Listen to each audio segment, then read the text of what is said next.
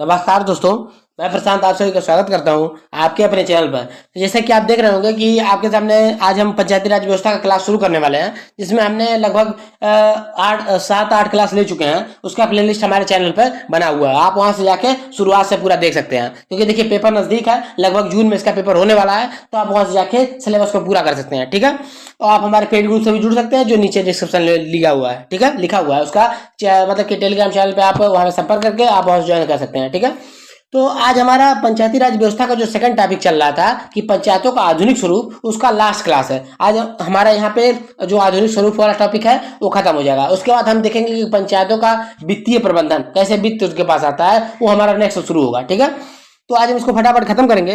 इस टॉपिक को शुरू करने से पहले सभी मित्रों से अनुरोध है कि आप ज्यादा चैनल को सब्सक्राइब कीजिए, ज्यादा वीडियो को शेयर कीजिए और ज्यादा लाइक कीजिए। आप डिस्क्रिप्शन में जाके हमारे टेलीग्राम चैनल से भी जुड़ सकते हैं, जहां पे हम अच्छे अच्छे इन्फॉर्मेशन देते रहते हैं। कोई भी वैकेंसी आती है तत्काल प्रभाव से वहां पे बताया जाता है, या कुछ भी अच्छे अच्छे नोट्स या कुछ चीजें वहां पे डाली जाती हैं। ठीक है, टेस्ट वगैरह भी डाले जाते हैं। आप हमारे पेड ग्रुप से भी जुड़ सकते हैं, टेलीग्राम आईडी पे संपर्क करके, और बहुत ही नॉमिनल फीस पे वो है। ठीक है, हमारे पेड ग्रुप का फीचर क्या है, एक सेकंड में हम बता देते हैं। देखिए, हमारे पेड ग्रुप का फीचर ये है कि जितने भी नोट्स हैं हमारे, जो हम यहाँ पे क्लास में पढ़ा रहे हैं, उसके सारे नोट्स वहाँ पे दिए जाएंगे। उसके साथ साथ आपको कंप्यूटर और यूपीजीके का नोट्स दिया जाएगा। उसके अलावा हम मॉक टेस्ट, जो कि बीपीओ के मॉक टेस्ट होंगे, हम 10 मॉक टेस्ट पेपर से पहले अवेलेबल कराएंगे। उसके अलावा हम कोशिश करेंगे कि 10 मॉक टेस्ट के अलावा 10 और एक्स्ट्रा मॉक टेस्ट दिए जाएं। अगर वो टाइम हुआ तो आपको 10 और एक्स्ट्रा मॉक टेस्ट दिए जाएंगे। ठीक है, और साथ में साथ जब पंचायती राज व्यवस्था कंप्लीट हो जाएगी तो उसी पेड ग्रुप में हम पंचायती राज व्यवस्था का रिवीजन क्वेश्चन के फॉर्मेट में या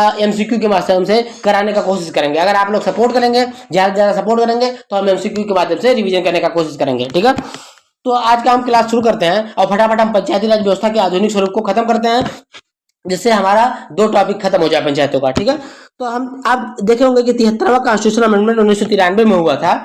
उसमें कुछ प्रावधान हैं जो कि आदेशात्मक हैं, और कुछ प्रावधान हैं पंचायतों के लिए जो स्वविवेकी है। मतलब स्वविवेकी मतलब उनका निर्णय खुद से पंचायतें ले सकती हैं, और कुछ आदेशात्मक है, मतलब वो 73वें कॉन्स्टिट्यूशन अमेंडमेंट के माध्यम से वो बाध्यकारी बनाई गई हैं।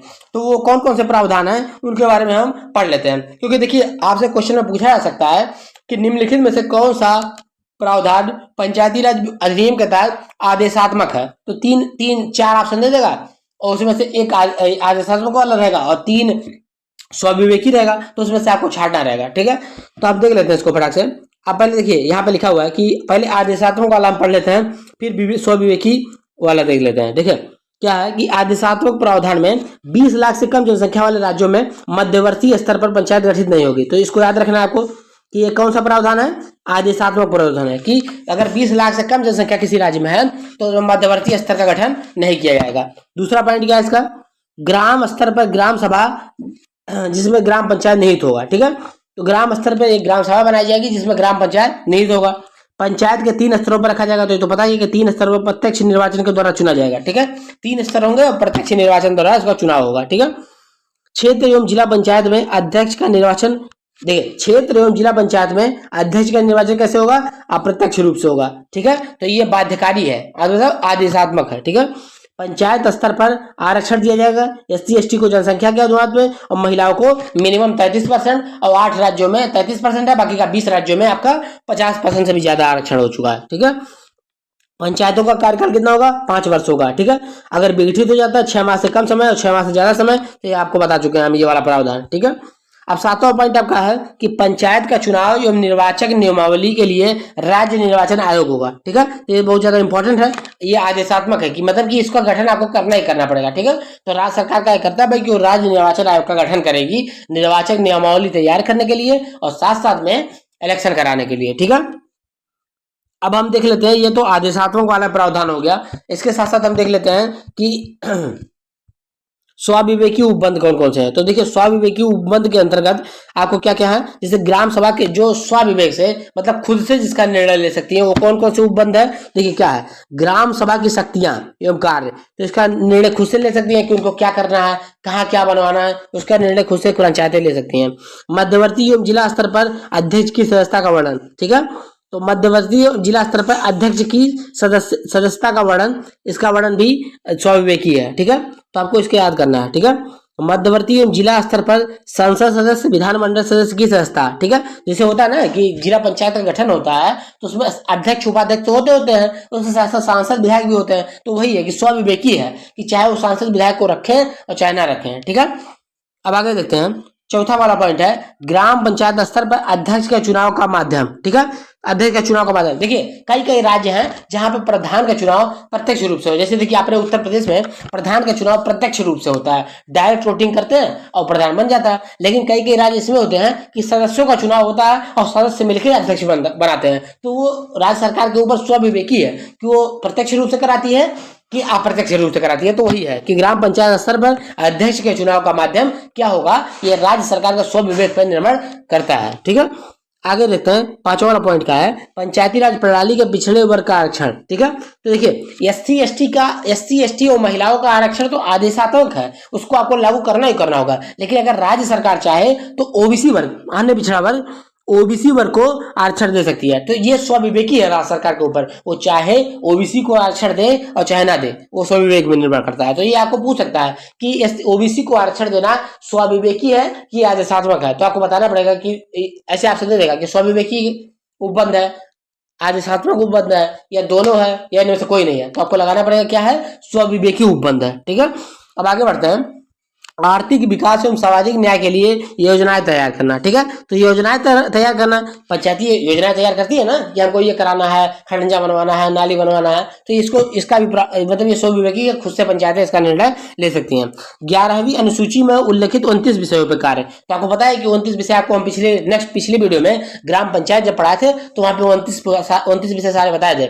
उनमें निर्णय और कार्य करने का अधिकार स्वविवेक से आप कर सकते हैं, मतलब पंचायतें स्वविवेक से कर सकती हैं। अब 8वां पॉइंट देखते हैं, पंचायती राज व्यवस्था 3 स्तरों पर कर वसूली का अधिकार, कर एवं शुल्क वसूल सकती हैं 3 स्तरों पर। तो स्क्वायर वसूल तो वसूलेंगे, नहीं तो कैसे रेवेन्यू काम चलेगा, ठीक है। अब आगे देखते हैं, राज्य की संचित निधि एवं कोष से पंचायतों को अनुमान सहायता की राशि का निर्धारण करना। देखिए ये स्वविवेकी शक्ति है राज्य सरकार की कि राज्य की संचित निधि एवं कोष से कितना पैसा वो पंचायतों को देती है। तो ठीक है, तो इसके हिसाब वित्त आयोग बनती है, वित्त आयोग जितना बोलता है उतना उनको पैसा ट्रांसफर कर दिया जाता है राज्य सरकार द्वारा। तो ये रहा आपका स्वविवेकी शक्ति है, ये सबसे ज्यादा इंपॉर्टेंट है 9वां वाला पॉइंट। इसको आप लोग ध्यान देंगे और ध्यान से इसको कंठस्थ कर लेंगे, ठीक है। अब आगे का पॉइंट देखिए, सबसे ज्यादा पॉइंट इंपॉर्टेंट ये है नोट, जो यहाँ पे नोट लिखा हुआ है देख रहे हैं ना, कि महिलाओं का 1/3 आरक्षण आदेशात्मक एवं स्वविवेकी दोनों उपबंध में आता है। अब देखिए ये कैसे है, देखिए आदेशात्मक 73वें कॉन्स्टिट्यूशनल अमेंडमेंट में कहा गया है कि आप 33% आरक्षण दीजिए, लेकिन अगर राज्य सरकार चाहे तो अपने स्वविवेक से 33% से ज्यादा भी आरक्षण दे सकती है। जैसे 20 राज्यों ने 50% से ज्यादा आरक्षण दिया हुआ है महिलाओं को, तो इसीलिए ये स्वविवेकी और आदेशात्मक दोनों है, ठीक है। तो ये दोनों शक्तियां हो गई, उसको आप लोग अच्छे से देख लेंगे, ठीक है।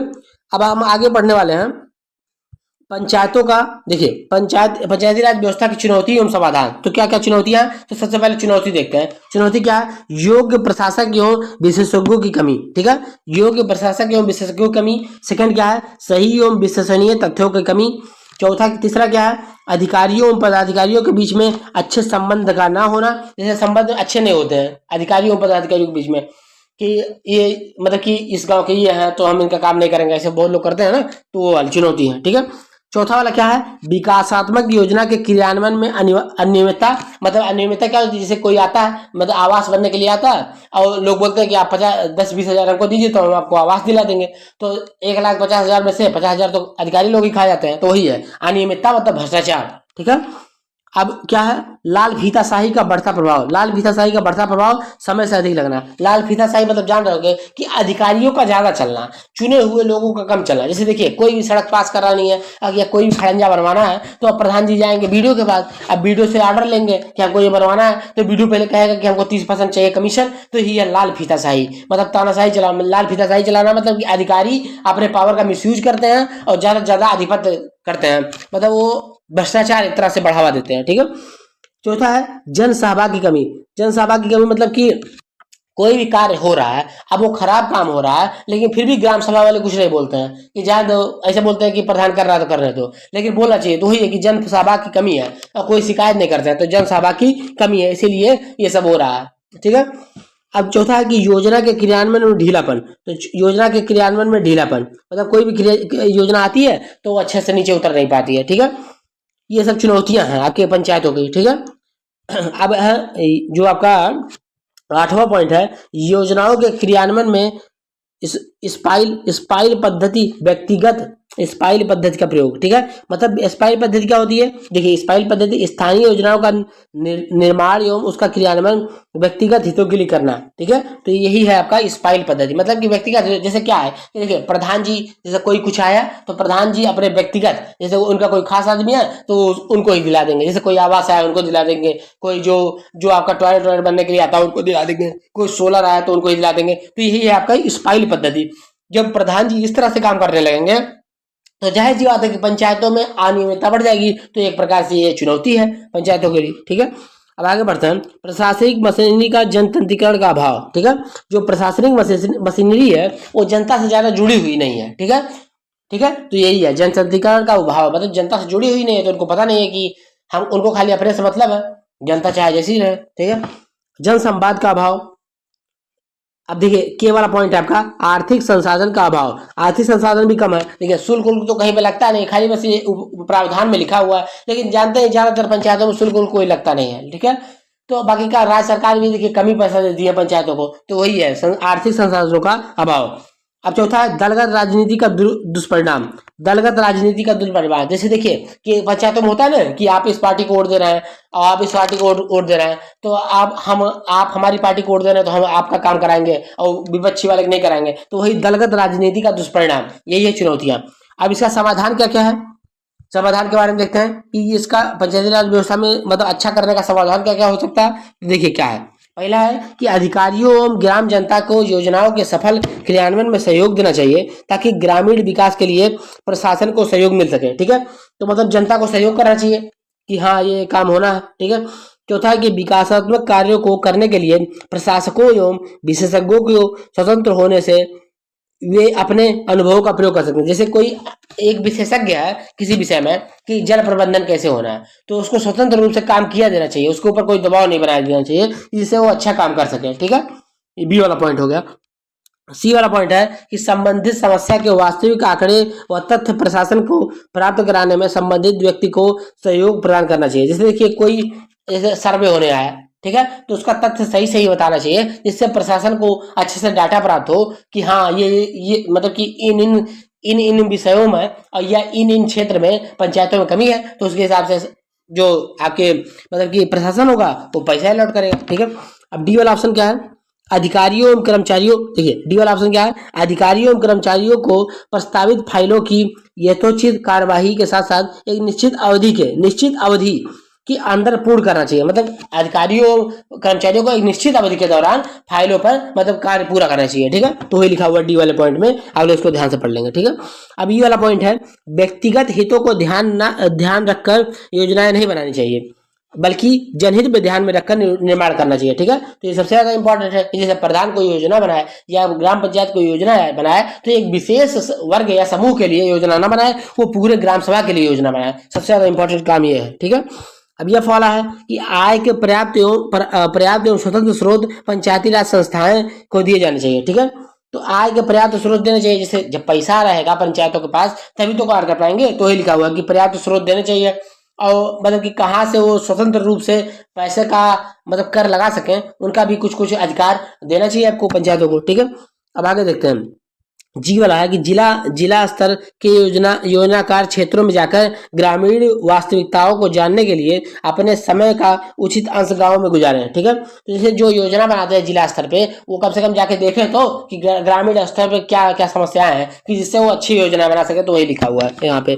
ये वाला है कि विकास कार्यों का नियोजन क्रियान्वयन एवं उसका मूल्यांकन समय समय पर होना चाहिए। जैसे कोई भी विकास कार्य हो रहा है तो उसका मूल्यांकन निरीक्षण कि हाँ प्रॉपर ढंग से हो रहा है कि नहीं हो रहा है, इसकी गुणवत्ता अच्छी है कि नहीं, उसका मूल्यांकन समय समय पर होना चाहिए, ठीक है। तो आपका ये हो गया चुनौतियां एवं समाधान पंचायतों के बारे में, ठीक है। तो ये रहा आपका पंचायती राज व्यवस्था की चुनौतियां एवं समाधान के बारे में, ठीक है। अब हम इसके आगे बढ़ लेते हैं कि लास्ट टॉपिक जो हमारा है पंचायतों के आधुनिक स्वरूप में यूपी राज्य निर्वाचन आयोग। जब ये वाला हम पढ़ लेंगे तो आपका ये वाला जो टॉपिक पूरा है आधुनिक पंचायती राज व्यवस्था का आधुनिक स्वरूप ये खत्म हो जाएगा। ठीक है, तो हम फटाफट इसको पढ़ लेते हैं और इसको खत्म करते हैं टॉपिक को। ठीक है, तो आज आप पढ़ना शुरू करते हैं हम। यूपी राज्य निर्वाचन आयोग, ठीक है, ये है क्या है, संवैधानिक निकाय है। ठीक है, इसका उल्लेख कहाँ किया गया, तो अनुच्छेद 243 के में किया गया है। संविधान के अनुच्छेद 243 के में राज्य निर्वाचन आयोग का वर्णन किया गया। इसकी स्थापना कब की गई थी, तो 23 अप्रैल 1994 को इसकी स्थापना की गई। इसका हेडक्वार्टर लखनऊ में, उत्तर प्रदेश के निर्वाचन आयोग का। ठीक है, तो इसको याद रख लेंगे आप, पूछ सकता है क्वेश्चन में कि यूपी राज्य निर्वाचन आयोग का गठन कब किया गया था, तो 23 अप्रैल 1994 को किया गया। ठीक है, अब वर्तमान चुनाव आयुक्त कौन है, तो वर्तमान चुनाव आयुक्त आपके मनोज कुमार हैं। ठीक है, अब इसके कार्य क्या क्या है, तो ये कार्य पढ़ लेते हैं इसका। तो राज्य निर्वाचन आयोग का कार्य क्या क्या है, मतदाता सूची तैयार करना, पंचायतों का चुनाव कराना, ये मतदाता सूची तैयार करना, पंचायतों का चुनाव कराना एवं निर्वाचन आयोग को निर्वाचन के समय सहायता करना। देखिए निर्वाचन आयोग को निर्वाचन के समय सहायता करना, जैसे देखिए आप इस समय लोकसभा चुनाव हो रहा है, तो इसमें जो राज्य निर्वाचन आयोग होगा वो सहयोग करता है निर्वाचन आयोग को कि हाँ ये नियमावली है, ये मतलब ये रजिस्टर में नाम है, ये आप ले लीजिए। ठीक है, तो उनको सहायता भी करता है, ये भी इसका कार्य है। तो पूछ सकता है कि क्या मतलब कि एक ऑप्शन दे सकता है, तो इसमें आपको पूछ सकता है, ये बहुत ज्यादा इंपॉर्टेंट है ये वाली लाइन कि निर्वाचन आयोग का भी सहायता करता है राज्य निर्वाचन आयोग। ठीक है, अब आगे बढ़ते हैं। उम्मीदवारों की सूची बनाना, ठीक है, जब इलेक्शन होगा तो उम्मीदवारों की सूची भी बनाएगा। वोट की गिनती और रिजल्ट की घोषणा करना, देखिए वोट की गिनती और रिजल्ट भी घोषित करता है यही राज्य निर्वाचन आयोग। निर्वाचन हेतु प्रशासनिक व्यवस्था को सुदृढ़ करना, जैसे जब इलेक्शन हो रहा है तो प्रशासनिक व्यवस्था मतलब पुलिस कहाँ कहाँ कैसे लगेगी उसका भी निर्धारण राज्य निर्वाचन आयोग करती है। अब छठवां वाला पॉइंट आपका है नामांकन के लिए विधियों की घोषणा करना। ठीक है, नामांकन के लिए तिथियों की घोषणा करना, जैसे कि वो तिथि का निर्धारण करेगा कि इस डेट से नामांकन पंचायतों के लिए किया जाएगा, तो इसकी घोषणा भी कौन करता है, राज्य निर्वाचन आयोग करता है। ठीक है, अब आगे बढ़ते हैं। अब हम आगे बढ़ते हैं, देखते हैं राज्य निर्वाचन आयोग की पात्रता एवं अहर्ता मतलब इसका अध्यक्ष बनने के लिए कौन कौन सी पात्रता एवं अहर्ता होनी चाहिए। ठीक है, तो राज्य निर्वाचन आयोग में, ठीक है, रिटायर्ड डीएम या मंडलायुक्त या सचिवालय में किसी प्रशासनिक पद पर कार्यरत होना चाहिए। ठीक है, चुनाव आयुक्त की नियुक्ति राज्यपाल द्वारा, अगर किसी को चुनाव आयुक्त बनना है राज्य निर्वाचन आयोग में तो वो कम से कम रिटायर्ड डीएम हो, या तो मंडलायुक्त हो, या तो सचिवालय में किसी प्रशासनिक पद पर अगर कार्यरत होगा तो उसको राज्य चुनाव आयुक्त की नियुक्ति राज्यपाल द्वारा कर दिया जाएगा। तो पहला पॉइंट यही है। ठीक है, तो अगर ये योग्यता आप रखते हैं, आप पूछ सकता है ना कि निम्नलिखित में से कौन सी योग्यता नहीं है राज्य निर्वाचन आयोग की नियुक्ति के संबंध में, तो आपको देगा रिटायर्ड डीएम हो, मंडलायुक्त हो, या सचिवालय में किसी कार्य पर पदस्थ हो, या वर्तमान डीएम हो, तो आपको वर्तमान डीएम वाला गलत हो जाएगा। अब चुनाव आयुक्त की नियुक्ति कौन करता है, राज्य चुनाव आयुक्त की नियुक्ति राज्यपाल करता है। ठीक है, अब इसका कार्यकाल कितना होता है, सबसे ज्यादा इंपॉर्टेंट है आपका कार्यकाल, इसको आप ये लोग एकदम ध्यान से रखेंगे। तो कार्यकाल आपका है, देखिए अब अलग अलग देखिए, यूपी में अलग कार्यकाल है। देखिए कार्यकाल इसका 5 वर्ष या 65 वर्ष होता है, लेकिन यूपी में क्या है 6 वर्ष या 68 वर्ष है। तो आप लोग को इसको याद रखना है। ठीक है, ये सामान्य तौर पर पंचायतों में सारे राज्यों में 5 वर्ष 65 वर्ष है, लेकिन उत्तर प्रदेश के अंदर 6 वर्ष 68 वर्ष है। ठीक है, अब हम आगे बढ़ते हैं नेक्स्ट पॉइंट पे। राज्य निर्वाचन आयोग के अनुरोध पर कर्मचारी उपलब्ध कराए जाते हैं जितने उससे निर्वाचन संबंधित कृत्यों के निर्वहन के लिए आवश्यक हो। जैसे देखिए चुनाव आ रहा है ना लोकसभा का, तो चुनाव आयोग कहेगा राज्य निर्वाचन आयोग को कि हमको इतना कर्मचारी चाहिए, मतलब मान लीजिए 50,000 कर्मचारी चाहिए इलेक्शन कराने के लिए उत्तर प्रदेश में, तो इसका निर्धारण ये कर्मचारी उपलब्ध कराने का कार्य किसका है, तो राज्य निर्वाचन आयोग का है। तो वही इस पॉइंट में लिखा हुआ है। ठीक है, अब आगे बढ़ते हैं। राज्य निर्वाचन आयोग के महत्वपूर्ण अधिकारी, अब राज्य निर्वाचन आयोग में कौन कौन से अधिकारी होते हैं, इनके बारे में, इनके कार्यों का वर्णन हम देख लेते हैं एक बार। ठीक है, तो कौन कौन से अधिकारी होता है हम इनका देखते हैं। ठीक है, अब इनमें देखिए मुख्य अधिकारी कौन कौन से है। देखिए पहले तो इसका मुख्य निर्वाचन अधिकारी होता है, इसके नीचे होता है निर्वाचन अधिकारी, रिटर्निंग ऑफिसर जिसको कहा जाता है निर्वाचन अधिकारी, उसके नीचे होता है सहायक निर्वाचन अधिकारी, उसके नीचे होता है पीठासीन अधिकारी जिसको मतदान अध्यक्ष भी कहा जाता है, और उसके नीचे होता है मतदान अधिकारी या पोलिंग अधिकारी। ठीक है, तो आप सबसे पहले एक एक पॉइंट को हम पढ़ना शुरू करेंगे। ठीक है, अब देखते हैं मुख्य निर्वाचन आयुक्त कौन होता है। देखिए मुख्य निर्वाचन आयुक्त नियुक्ति कौन करता है, राज्य सरकार मुख्य निर्वाचन आयुक्त ही करता है। इसका कार्य क्या होता है, निर्वाचन के लिए नामावली तैयार करना और प्रकाशित करना, निर्वाचन से संबंधित संपूर्ण कृत्यों को करना। राज्य निर्वाचन आयोग के पर्यवेक्षक एवं नियंत्रण के अधीन रहते हुए जिला मजिस्ट्रेट जिले में निर्वाचन के संचालन का पर्यवेक्षक होगा। ठीक है, तो राज्य निर्वाचन, अब देखिए ये वाला कार्य है, मुख्य निर्वाचन आयुक्त का कार्य क्या क्या है? निर्वाचन के लिए नामावली तैयार करना, उसको प्रकाशित करना, निर्वाचन से सभी संबंधित सभी कृत्यों को करना है। इसका नियुक्ति कौन करता है? राज्य सरकार करती है। ठीक है। अब यहाँ पे एक पॉइंट दिया हुआ है कि राज्य निर्वाचन आयोग के पर्यवेक्षण में एवं नियंत्रण के अधीन रहते हुए जिला मजिस्ट्रेट जिले में निर्वाचन संचालन संबंधित कार्य करता है। मतलब कि जिला मजिस्ट्रेट में जो डीएम होता है ना, और राज्य निर्वाचन आयोग के अधीन रहकर जिले के अंदर निर्वाचन का कार्य संचालन करता है या संपूर्ण कराता है। ठीक है। तो यही एक पॉइंट लिखा हुआ है यहाँ पे। ठीक है। अब निर्वाचन अधिकारी कौन होता है? अब देख लेते हैं। निर्वाचन अधिकारी, इसकी नियुक्ति कौन करता है? नियुक्ति करता है इसका जिला अधिकारी द्वारा प्रत्येक पंचायत के निर्वाचन के लिए। ठीक है। प्रत्येक पंचायत के निर्वाचन के लिए जिला अधिकारी द्वारा इसकी नियुक्ति की जाती है। इसको क्या कहते हैं? रिटर्निंग ऑफिसर भी कहा जाता है। ठीक है। प्रत्येक पंचायत, यह राज्य सरकार का अधिकारी होता है। यह राज्य सरकार का अधिकारी होता है। ठीक है। अब आगे बढ़ते हैं। सहायक निर्वाचन अधिकारी, तो इसकी नियुक्ति कौन करता है? इसकी नियुक्ति भी कौन करता है? जिला अधिकारी करता है। यह निर्वाचन अधिकारी को सहायता एवं सुझाव देने के लिए होता है। ठीक है। तो निर्वाचन अधिकारी का भी नियुक्ति जिला अधिकारी करता है और सहायक निर्वाचन अधिकारी की नियुक्ति जिला अधिकारी भी करता है। ठीक है। अब आगे बढ़ते हैं। आगे चौथा वाला अधिकारी आपका पीठासीन अधिकारी। ठीक है। इसकी नियुक्ति कौन करता है? तो इसकी नियुक्ति करता है निर्वाचन अधिकारी द्वारा किया जाता है। ठीक है। इसकी नियुक्ति निर्वाचन अधिकारी द्वारा किया, प्रत्येक मतदान स्थल पर इसका किया जाता है। पीठासीन अधिकारी को, इस अधिकारी को एक या एक से अधिक मतदान स्थल के लिए अध्यक्ष नियुक्त किया जा सकता है। ठीक है। देखिए मान लो कहीं पे पोलिंग बूथ बना हुआ, तो एक से ज्यादा पोलिंग बूथ के लिए पीठासीन अधिकारी को नियुक्त किया जा सकता है। कार्य क्या है इसका? तो कार्य मतदान को सुचारू रूप से चलाने के लिए, मतदान सुचारू रूप से कराना, उसको संपन्न कराना, इसका कार्य है पीठासीन अधिकारी का। ठीक है। अब इसके नीचे का अधिकारी होता है मतदान अधिकारी। मतदान अधिकारी को क्या बोलते हैं? पोलिंग अधिकारी। तो इसकी नियुक्ति कौन करता है? निर्वाचन अधिकारी करता है। ठीक है। ठीक है। अब ये हो गया आपका अधिकारियों के बारे में होगा। अब निर्वाचन की सूचना। ठीक है। निर्वाचन की सूचना राज्य निर्वाचन आयोग के अधीन जिला अधिकारी द्वारा पंचायत के सभी निर्वाचनों के दिनांक, समय, स्थान की घोषणा की जाती है। ठीक है। सबसे ज्यादा इंपॉर्टेंट यही है कि देखिए मतलब कि कहीं पे पंचायतों का चुनाव होगा तो उसकी घोषणा कौन करेगा? तो राज्य निर्वाचन आयोग के अधीन जिला अधिकारी द्वारा पंचायतों के सभी निर्वाचनों के दिनांक, समय, स्थान की घोषणा की जाती है। ठीक है। तो मतलब तिथि निश्चित तो करेगा राज्य निर्वाचन आयोग, लेकिन उसकी घोषणा जिला अधिकारी यहाँ पे जिला लेवल पे करेगा। ठीक है। अब आगे बढ़ते हैं। मतदान की प्रक्रिया क्या है? ठीक है। मतदान की प्रक्रिया के बारे में देख लेते हैं इसकी पंचायतों के। तो प्रत्येक निर्वाचन क्षेत्र में मतदान पत्र पर अंकित चिन्ह द्वारा मोहर लगा किया जाएगा। ठीक है।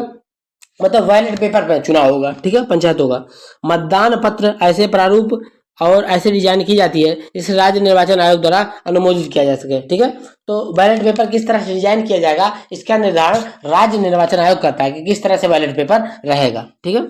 अब आगे देखते हैं मतदान की गणना कैसे होती है। तो मतदान की गणना में जिला निर्वाचन अधिकारी द्वारा मतों की गणना होती है। सबसे ज्यादा इंपॉर्टेंट है निर्वाचन अधिकारी द्वारा मतों की गणना होती है। सबसे ज्यादा इंपॉर्टेंट यही है कि पूछ सकता है कि पंचायतों के चुनाव में मतदान की गणना कौन कराता है? तो दे देगा निर्वाचन अधिकारी, पीठासीन अधिकारी, निर्वाचन आयुक्त, मुख्य आयुक्त, तो आपको बताना होगा निर्वाचन अधिकारी द्वारा मतदान की गणना की जाती है। इस अधिकारी द्वारा मतों की गणना के लिए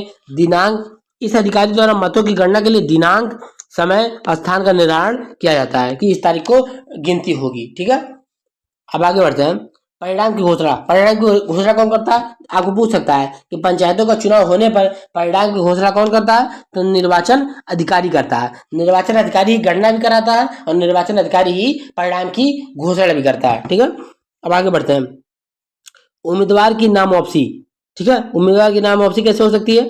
देखिए लिखित में निर्वाचन अधिकारी को सूचित करेगा। ठीक है। अगर किसी उम्मीदवार को उम्मीदवारी अपनी वापस लेनी है तो आपको लिखित तौर पर निर्वाचन अधिकारी को देना होगा। ठीक है।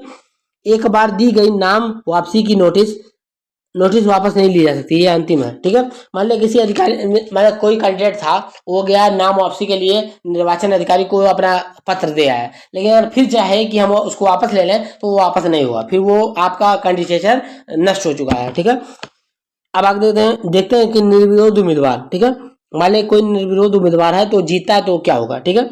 देखिए यदि निर्वाचन अधिकारी को यह ज्ञात हो जाए कि किसी निर्वाचन क्षेत्र से केवल एक ही उम्मीदवार चुनाव लड़ रहा है तो निर्वाचन अधिकारी ऐसे व्यक्ति को निर्वाचित घोषित कर देगा। तो इसे निर्विरोध उम्मीदवार कहते हैं। ठीक है। मान लीजिए कहीं पे ग्राम पंचायत का चुनाव हो रहा है, अब एक ही कैंडिडेट खड़ा हुआ और निर्वाचन अधिकारी को पता चल गया कि हाँ यहाँ पे एक ही कैंडिडेट खड़ा है, तो उसको निर्वाचित घोषित कर दिया जाएगा। तुरंत तत्काल प्रभाव से। ठीक है, तो ये रहा आपके पंचायतों के आधुनिक स्वरूप के बारे में। ठीक है, अब हमारा ये दूसरा वाला पॉइंट जो पंचायती राज व्यवस्था का था वो एंड हो चुका है। अब इसके बाद हम वित्तीय वित्तीय प्रबंध जो भी है, जो इसके आगे का चैप्टर जो है कि पंचायतों का वित्तीय प्रबंधन कैसे होता है, उसके बारे में हम अध्ययन करने वाले हैं नेक्स्ट वीडियो में। ठीक है, तो आप ज़्यादा ज़्यादा वीडियोस को शेयर कीजिए, ज़्यादा ज़्यादा लाइक कीजिए, हमारे चैनल को ज़्यादा सब्सक्राइब कीजिए। आप जाके डिस्क्रिप्शन में जाके हमारे चैनल के टेलीग्राम चैनल से भी जुड़ सकते हैं, जहाँ पे हम डिफरेंट प्रकार के इन्फॉर्मेशन देते रहते हैं। आप हमारे टेलीग्राम जो पेड ग्रुप है वहां से जुड़ सकते हैं, जो कि बीपीओ के लिए स्पेशली बनाया गया है, जिसमें हमने बताया कि बीपीओ का सारे जो पंचायती राज के पीडीएफ है ये वाले वहां पे डाले जाएंगे। उसके साथ साथ कंप्यूटर के नोट्स और यूपीजीके के नोट्स भी वहां पे डाले जाएंगे, साथ साथ 10 मॉक टेस्ट मिनिमम वहां पे डाले जाएंगे। अगर टाइम बचा रहा है पेपर तक, तो अगर आप लोग ज्यादा से ज्यादा सपोर्ट करेंगे तो हम वहाँ पे क्वेश्चन के माध्यम से इस पंचायती राज व्यवस्था का वहाँ पे क्वेश्चन के माध्यम से, एमसीक्यू के माध्यम से उसी पेड ग्रुप में हम प्रैक्टिस भी करा देंगे आपको। ठीक है, तो ये रहा हमारे पेड ग्रुप के बारे में। आप ज़्यादा ज़्यादा सपोर्ट करिए, ज़्यादा ज़्यादा सब्सक्राइब कीजिए, ज़्यादा ज़्यादा लाइक कीजिए। मिलते हैं नेक्स्ट वीडियो में। धन्यवाद।